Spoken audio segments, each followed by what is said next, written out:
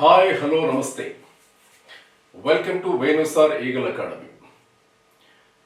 మనం ఈ promise చేసినట్టుగానే daily క్లాస్లో forest beat officer, forest section officer, assistant beat officer, forest జాబ్స్కి మనం జనరల్ సైన్స్ విభాగంలో free of cost class provide చేస్తున్నాం డైలీ క్లాసులు. కాబట్టి ఇది మీరు వినొచ్చు. రైట్, ఈరోజు టాపిక్ ఏంటంటే నేను చెప్పుకున్నాం renewable non renewable energy resources, శక్తి వనరులు అనే టాపిక్ని మనం 3 రోజులుగా చెప్తా ఉన్నాం. నేను చెప్పుకున్నాం, ఈరోజు రేపు కూడా అదే టాపిక్ ఉంటుంది. సో ఈ టాపిక్లో ఇంపార్టెంట్ బిట్స్ ఏంటి అదే తెలుసండి. రీజనరేటివ్ అంటే రెన్యూవబుల్ నాన్ రెన్యూవబుల్ అంటే పునరుత్పత్తి చెందేవి, పునరుత్పత్తి చెందని శక్తి వనరులు. అంటే ఒకసారి వాడినా మళ్ళీ ఉపయోగపడేవి, ఒకసారి వాడితే తరిగిపోయేవి. Once we use it cannot be regenerated, once we use it can't be regenerated, అలా కూడా చెప్పుకుంటాం అనమాట. అంటే ఒకసారి వాడిన తర్వాత మనం ఉపయోగపడనివి ఏంటవి? Coal, petrol, natural gas. బొగ్గు, పెట్రోలియం, సహజవాయు, ఈ 3 కూడా ఒకసారి వాడుకుంటే మరి తిరిగి ఉపయోగించబడవు. అలా కాకుండా మిగతావి సౌరశక్తి, జలశక్తి, లేకపోతే భూతాప శక్తి, సముద్ర శక్తి ఉంటాయి, అలల శక్తి, తరంగ శక్తి, ఓషన్ థర్మల్ ఎనర్జీ కన్వర్షన్, ఇవన్నీ కూడా ఏమంటాం వాటిని? ఎస్, అవి రీజనరేట్ అంటే అదే రెన్యూవబుల్ అంటాము, పునరుత్పత్తి చెందే శక్తి వనరులు. ఇంకోటి ఏంటంటే కన్వెన్షనల్, నాన్ కన్వెన్షనల్, ఇది వినుంటారు మీరు. అంటే కన్వెన్షన్ సాంప్రదాయ శక్తి వనరులు, ఇది కూడా నేను చెప్పుకున్నాం. ఎప్పటి నుంచో వాడితే సాంప్రదాయం, ఇటీవల కాలంలో వాడబడితే సాంప్రదాయేతర. క్లియర్? రైట్. నో బొగ్గు, పెట్రోల్, అలాగే సహజ వాయువు అండ్ జలశక్తి కూడా సాంప్రదాయం. ఎందుకంటే జలశక్తి కూడా ఎప్పటి నుంచో వాడుతున్నాం మనం. క్లియరా? జలశక్తి రెన్యూవబుల్, పునరుత్పత్తి చెందేది, బట్ అనాది కాలంగా వాడుతున్న సాంప్రదాయ శక్తి కూడా డిఫరెంట్గా చెప్పుకుంటాం కదా. రైట్. నో సిఎన్జి అంటే ఏంటి? Compressed natural gas. అదే ఎల్ఎన్జి అంటే ఎస్, లిక్విఫైడ్ న్యాచురల్ గ్యాస్ అంటాం. అసలు ఇక్కడ చూడండి, ఎస్ సిఎన్జి అంటే కంప్రెస్డ్ న్యాచురల్ గ్యాస్ అంటాము. క్లియర్? సిఎన్జి, ఎల్ఎన్జి, ఎల్పిజి చాలా ఉంటాయి సార్. పిఎన్జి కూడా ఉంది మనకి, పైప్డ్ న్యాచురల్ గ్యాస్ అంటాం. అంటే న్యాచురల్ గ్యాస్ని రకరకాలుగా యూజ్ చేస్తుంటామన్నమాట, రకరకాల మోడ్స్లో. సిఎన్జి కంప్రెస్డ్, అలాగే PNG piped, liquefied natural gas. Natural గ్యాస్ని 3 ఫార్మెట్లో వాడుతూ ఉంటాం అనమాట. ఇప్పుడు ఇంటింటికి సిలిండర్లు వస్తూ ఉన్నాయి కదా మనకి, ఏది ఎల్పిజీస్. కానీ రాబోయే రోజుల్లో ఇప్పుడు మనకి ఎలా పవర్ కనెక్షన్ ఎలా ఉంటుంది? వైర్లతో రాట్లా, ఇంటింటి కనెక్షన్ ఉంటుంది. అంటే దానికి ఎవ్రీ మంత్ మనం మీటర్ బిల్ వస్తే దానికి ఎంత అయితే వస్తుందో పే చేస్తూ ఉంటాం. ద సేమ్ టైం రాబోయే రోజుల్లో పిఎన్జి వస్తుంది, piped natural gas. Already the programme started in north India. అంటే రాబోయే రోజుల్లో పైప్ కనెక్టివిటీ ద్వారా గ్యాస్ వస్తుంది. నువ్వు ఎంత గ్యాస్ వాడుకుంటే అంత బిల్ మంత్లీ పే చేయాల్సి ఉంటుంది. దాన్ని పిఎన్జి అంట, పైప్డ్ న్యాచురల్ గ్యాస్ అంట. వాటిని పరిశ్రమల్లో ఎల్ఎన్జి కూడా వాడుతారు, లిక్విఫైడ్ న్యాచురల్ గ్యాస్ వాడుతూ ఉంటారు. క్లియర్? ఇవన్నీ కూడా సరే. మనం ఈరోజు మనం బిట్స్ చెప్పుకుందాం. ఇంపార్టెంట్గా చూసినట్లయితే first, the phenomenon of high and low tides and the difference in sea level give. సముద్రంలో ఉత్పత్తి అయ్యే అలల మధ్య వ్యత్యాసం ఆధారంగా ఉత్పత్తి అయ్యే శక్తి వనరు. అవును సార్, అలల శక్తి, టైడల్. క్లియర్? ఎస్, ఏమంటాం దాన్ని? అలల శక్తి అంటాం. రైట్. సో ఆన్సర్ ఏంటంటే ఇక్కడ చెప్పుకుంటే ఎస్, ఆన్సర్ చూడండి, జలశక్తి, టైడల్, తరంగ శక్తి, సముద్ర శక్తి. టైడల్ అంటే దీన్ని అలల శక్తి అని కూడా అంటారు, దీన్ని టైడల్. క్లియర్?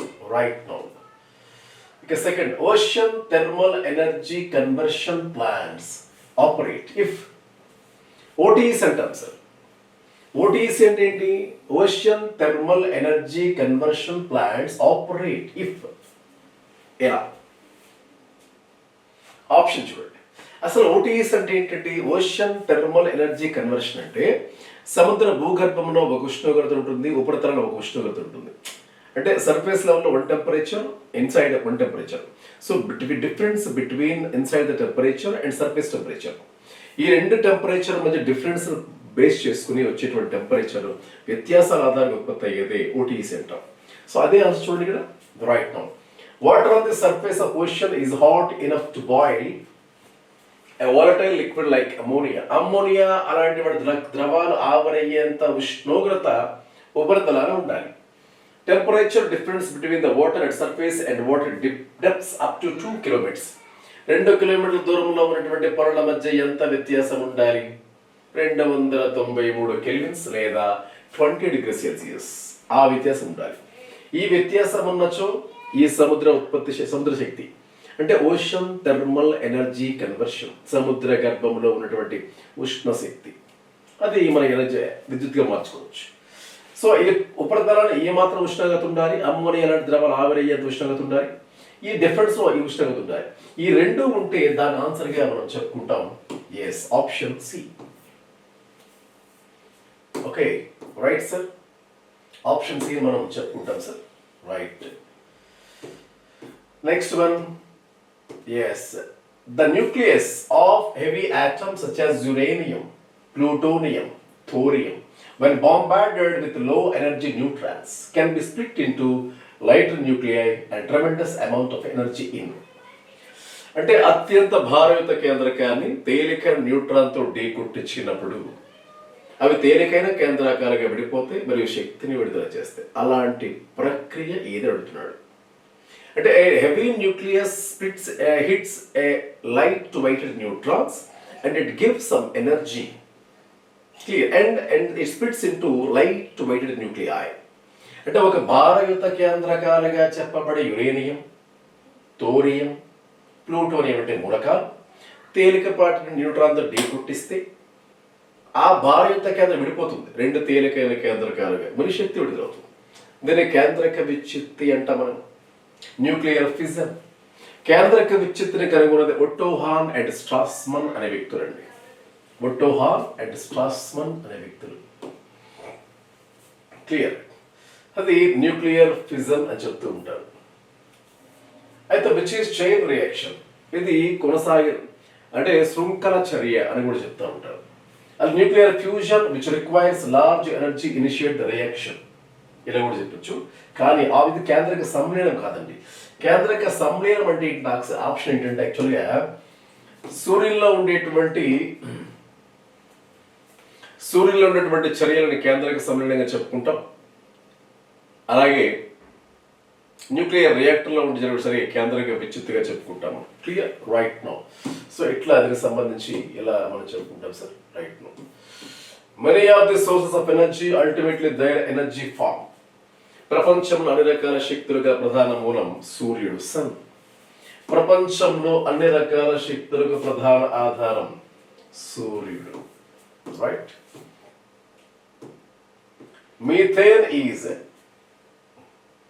మీథేన్ అనేది వాసన లేని వాయువ, రంగు లేని వాయువ, మండే వాయువ. అన్నిటికీ ఆన్సర్ ఏంటంటే మీథేన్ అనేటువంటిది రంగు ఉండదు, వాసన ఉండదు, అలాగే మండుతుంది కూడా. అందుకే పైవన్నీ కూడా చెప్పొచ్చండి. రైట్. తరువాత ఇన్ హైడ్రో పవర్ ప్లాంట్, జల విద్యుత్ కేంద్రంలో శక్తి ఉత్పాదక ప్రక్రియ. జల ఉత్పాదక కేంద్రంలో శక్తి ఉత్పాదక ప్రక్రియ ఎలా ఉంటుందని అడిగితే potential energy possessed by stored water is converted into electricity. నిశ్చలంగా ఉండేటువంటి నీటికి ఉండే శక్తి పొటెన్షియల్ ఎనర్జీ, స్థితిజ శక్తి. ఇదే రేపు కదులుతున్నప్పుడు గతిశక్తిగా మారి విద్యుత్తుగా మారుతుంది. ఆప్షన్ ఏంటంటే first option is correct answer. యాక్చువల్గా మిగతా 3 రాంగ్ ఆప్షన్స్. ఎందుకు చూద్దాం. నిశ్చల నీటి గల గతిశక్తి అంటే స్టాగ్నెంట్ గా ఉండేటువంటి వాటర్ కి కైనెటిక్ ఎనర్జీ ఉంటుందా? ఉండదు కదా. దానికి ఉండే ఎనర్జీ పొటెన్షియల్ ఎనర్జీ అంటాం. అంటే మూవింగ్ లో ఆబ్జెక్ట్స్ ఉంటే దాన్ని కైనెటిక్ ఎనర్జీ అంటాం. రెస్టింగ్ పొజిషన్ లో ఉంటే దాన్ని ఎలా చెప్తుంటాం. కాబట్టి B option wrong. Electricity is extract from water. నీటి నుంచి విద్యుత్ ఉత్పత్తి చేయడమా అని అడుగుతున్నాడు. వాడు ప్రాసెసర్ గేడ్. యాక్చువల్గా హైడ్రో ఎలక్ట్రిక్ పవర్ ప్లాంట్ లో జరిగేటువంటి ప్రాసెస్ ఏంటంటే అడిగితే ఇలా చెప్పుకుంటాము. Water is converted into steam to produce electricity. Water is converted into steam to produce electricity. నీటి నుంచి నీటి ఆవిరి వస్తుంది, దాని నుంచి విద్యుత్ ఉత్పత్తి చేయబడుతుందని చెప్తా ఉన్నాడు. కానీ యాక్చువల్గా ఏంటంటే జల విద్యుత్ కేంద్రంలో గల శక్తి ఉత్పాదక ప్రక్రియ ఆప్షన్ ఏ. కొంత నీటిని నిల్వ చేయాల్సి ఉంటుంది. ఆ నిల్వ చేసిన వాటర్ని విడుదల చేస్తే ఆ వచ్చేటువంటి గతి శక్తి టర్బైన్ తిప్పుతూ ఉంటుంది, అప్పుడు దాని శక్తిగా మారుతుంది. Right sir. A perfect black body. Yes, a perfect black body has the unique characteristic features as. ఒక మంచి కృష్ణ వస్తువుకు ఉండవలసినటువంటి ముఖ్య లక్షణం good absorber, good radiator, both, neither అని అడుగుతున్నాడు. మంచి ఉష్ణ శోషకమా, మంచి ఉష్ణ వికరణగా పనిచేస్తుందా, పై రెండునా, ఏది కాదని అడుగుతున్నాడు. ఏదో నల్లని వస్తువు చూడండి, మంచి కాంతి లాక్కుంటుంది, బాగా ఉష్ణాన్ని లాక్కుంటుంది, అలాగే ఉష్ణాన్ని ప్రసరింపజేస్తుంది కూడా. కాబట్టి గుడ్ అబ్జార్బర్ అండ్ రేడియేటర్ కూడా. కాబట్టి ఉత్తమ శోషకం మరియు ఉత్తమ వికిరణ వస్తువు కూడా. కాబట్టి ఏ గుడ్ అబ్జార్బర్ అండ్ అలా చెప్పుకోవచ్చు మనం. గుడ్ రేడియేటర్ ఉత్తమ శోషకం, ఉత్తమ వికిరణం. Solar cells generate little amount of electricity but are becoming popular because. సౌర విద్యుత్ సెల్స్ వల్ల ఉత్పత్తి అయ్యే విద్యుత్ మిగతా వాటితో కంపేర్ చేస్తే తక్కువే వస్తుంది, బట్ వాటికి ఎక్కువగా ప్రాధాన్యత ఇస్తాం. ఎందుకు అంటే సోలార్ ప్యానల్స్ అంటాం మనం, సోలార్ విద్యుత్ ఘటాలు ఎక్కువగా వాడుతూ ఉంటారు. కానీ దానివల్ల వచ్చేటువంటి విద్యుత్ మిగతా వాటి కంటే తక్కువ వస్తుంది. కానీ అవే ఎందుకు పాపులర్గా వాడుతున్నాం మనం? ఎందుకంటే it's raw material silicon is available in large scale, in large quantity. ఇండియాలో అధిక మొత్తంలో సిలికాన్ అవైలబిలిటీ ఉంటుంది. ఇంకా సిలికాన్ చిప్స్ వాడతారు అందులో. It can be setup in remote and inaccessible hamlets, hamlet మారుమూల ప్రాంతాలు, వితౌట్ లేయింగ్ ట్రాన్స్మిషన్ లైన్స్. ఇటువంటి విద్యుత్ లైన్లు వేయకుండా మారుమూల ప్రాంతాల్లో కూడా దీన్ని ఉత్పత్తి చేయవచ్చు. సో బోత్ 1 and 2 కరెక్టేనండి. సిలికాన్ ఇండియాలో ఎక్కువ అవైలబిలిటీ ఉంటుంది, అలాగే మారుమూల ప్రాంతాల్లో కూడా ఉత్పత్తి చేయొచ్చు. Electricity generated from solar cells can be stored and used when required. ఈ విద్యుత్ ఉత్పత్తి అనే విద్యుత్ నిల్వ చేసుకోవచ్చు, ఎప్పుడు కావాలంటే అప్పుడు వాడుకోవచ్చు. పై 3 ఆన్సర్లు కూడా కరెక్టే సార్. కాబట్టి ఆప్షన్ 4 అనేటువంటిది మనం 4th కరెక్ట్గా చెప్పవచ్చు. రైట్. జియోథెర్మల్ ఎనర్జీ, భూతాప శక్తి. జియోథెర్మల్, అసలు భూతాప శక్తి ఎలా ఉత్పత్తి చేయబడుతుంది అని అడుగుతున్నాడు యాక్చువల్గా. రైట్. భూతాప శక్తి ఎలా ఉత్పత్తి చేయబడుతుంది? Energy of magma inside the earth crust. భూపటలంలో గల మాగ్మా నుంచి ఉత్పత్తి అవుతుందా? Energy stored as the heat in the earth. భూగర్భంలో ఉష్ణ శక్తి వల్ల ఉత్పత్తి చేయబడుతుందా? భూమిలో పెట్రోల్ మరియు బొగ్గు నుంచి ఉత్పత్తి చేయబడుతుందా? భూమి లోపల గల ఖనిజ లవణాల నుంచి ఉత్పత్తి చేయబడుతుందా? ఆప్షన్ ఏంటంటే ఎస్, ఆప్షన్ బి. ఇక్కడ భూగర్భంలో ఉన్న ఉష్ణం నుంచి మనం విద్యుత్ ఉత్పత్తి చేస్తాం. అందుకే దాన్ని జియో థెర్మల్ పేర్లో ఉందండి. జియో అండ్ ఎర్త్, థెర్మల్ అంటే ఉష్ణం, భూ ఉష్ణ శక్తి, భూతాప శక్తి అని చెప్తూ ఉంటారు. Tidal energy is a. అలల శక్తి అనగా ఏమి అంటున్నాడు? From form of energy applied from kinetic energy of moving ocean water. సముద్రపు నీరు కదలడం వల్ల వచ్చేటువంటి గత శక్తి వస్తుందా? Form of energy which is obtained from the river in the form of tidal waves. నదుల అలల వలన. Like form of energy which is obtained from the lake in the form of tidal waves. సరస్సులో అలల కదలిక వలన. Form of energy which is obtained from the ocean in the form of tidal waves. Clear? Right? ఇందులో పేర్లో ఉంది టైడల్ అంటే అలలు. అలలు ఎక్కువగా వచ్చేటువంటి ప్రదేశం సముద్రాలు. కేవలం సముద్రాల ఆప్షన్ మాత్రమే చూడాలి. అంటే second option wrong, third option కూడా రాంగే. ఫస్ట్ అండ్ లాస్ట్ చూద్దాం. అయితే ఇక్కడ స్టేట్మెంట్ ఏంటి? వాట్ ఈజ్ టైడల్ ఎనర్జీ అంటున్నాడు. అలల శక్తి అనగా ఏమంటున్నాడు? కాబట్టి అలల మధ్య కదలికలను చెప్పాలి. Form of energy which is applied from the ocean in the form of tidal waves. అలల కదలిక వలన వచ్చేటువంటి విద్యుత్ ఇది. అలల కదలిక వలన వచ్చేటువంటి ఉత్పత్తి అయ్యే విద్యుత్. కాబట్టి దాన్ని టైడల్ ఎనర్జీ అంటాం మనం. క్లియర్? టైడల్ ఎనర్జీ అంటే మనం సముద్రంలో ఉన్న అలలు లో ఆల్టిట్యూడ్, హై ఆల్టిట్యూడ్, ఎత్తుపడాలు ఉంటాయండి. ఆ మధ్య వ్యత్యాసాల వల్ల ఉత్పత్తి అయ్యే విద్యుత్ ఏమంటాం? అలల విద్యుత్ అంటాం. మరి డీటెయిల్గా మనకి ఎక్కడ వస్తాయంటే మళ్ళీ చెప్పుకోవచ్చు మనం దీని గురించి. ఎన్వైరన్మెంట్ సంబంధించిన టాపిక్స్ కూడా దీన్ని డిస్కస్ చేస్తాను మనం. క్లియర్? Right sir. అంటే న్యాచురల్ రిసోర్సెస్ ఇవన్నీ వస్తాయి నిర్ణయం చెప్పాలంటే. సరే, కట్ చేస్తే Right? Which of the following, which one of the following metals is used in the filament of photoelectric cells that convert light energy to electrical energy? Solar విద్యుత్ ఘటాలు, solar panels అండి. Solar panels లో కాంతి శక్తిని విద్యుత్తుగా మార్చడానికి ఉపయోగించేటువంటి మూలకం ఏంటి, లోహం ఏంటి అడుగుతా ఉన్నాడు. చూడండి ఇక్కడ కింద ఏ లోహాన్ని కాంతి శక్తిని విద్యుత్తుగా మార్చటకు కాంతి విద్యుత్ ఘటాలను ఉపయోగిస్తారు అడుగుతున్నాడు ఇక్కడ. Option tungsten, copper, rubidium and aluminium. ఇంత రుబీడియం అనే మూలకాన్ని ఇక్కడ వాడతారండి. కాంతిని విద్యుత్ శక్తిగా మార్చడానికి ఇందులో ఏ లోహాన్ని వాడతారంటే ఇక్కడ మనం అలా చెప్పచ్చు. Right. The consistent of biogas which makes it an excellent fuel. Yes. Biogas లో ఉండేటువంటి వాయువు ఏంటి అంటున్నాడు. మంచి ఫ్యూయల్ గా కూడా వాడతారు వీటిని. ఇది ఈకో ఫ్రెండ్లీ కూడా. కాబట్టి butane, methane, propane and ethane. Option మీకు తెలుసండి. Yes, methane.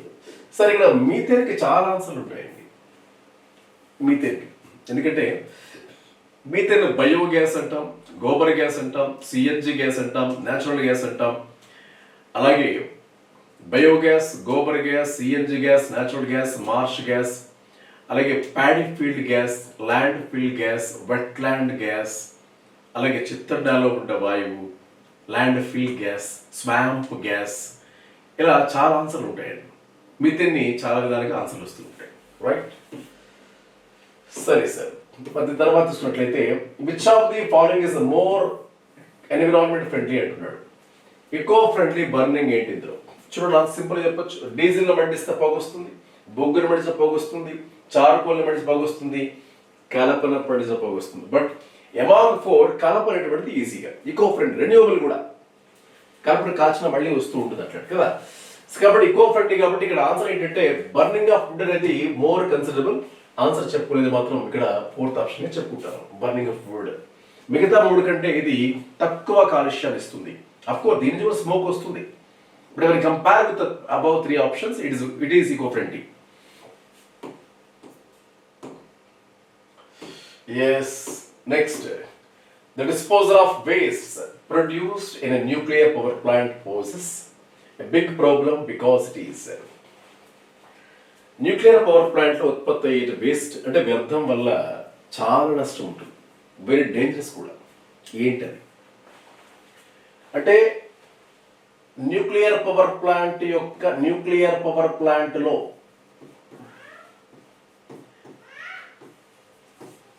ఉత్పత్తి అయ్యే వ్యర్థాలు ప్రమాదకరం. ఎందుకు? చాలా ప్రమాదకరం అండి. ఎందుకంటే అతి భారయుతమైనవా, హై ఇంట్లో బాగా మండుతాయా, అతి జ్వలన వాయువా, పదార్థమా, హై ఫౌల్ స్మెల్లింగ్ అంటే పెద్ద చెడు వాసన వస్తుందా, అధిక రేడియో ధార్మికత, రేడియో యాక్టివ్ సబ్స్టెన్స్ అండి. రేడియేషన్స్ వస్తాయి వీడి వల్ల. అలాంటి చెర్నోబిల్ దుర్ఘటన జరిగింది మనకి 1986 ఏప్రిల్ 26లో చెర్నోబిల్ దుర్ఘటన జరిగింది. అది మనకి ఇప్పటికి కూడా మనకు గుర్తుంది, క్లియర్. కాబట్టి ఈ రేడియేషన్స్ వల్ల వెరీ డేంజరస్ గా ఉంటాయి. ఇది ఒక ముఖ్యమైనటువంటి క్వశ్చన్ అండి. Right no. సో ఇట్లా మనకి ఫారెస్ట్ బిట్ ఆఫ్ సంబంధించి ఫస్ట్ యూనిట్ ఇదేనండి, renewable non renewable energy resources. Right, thank you.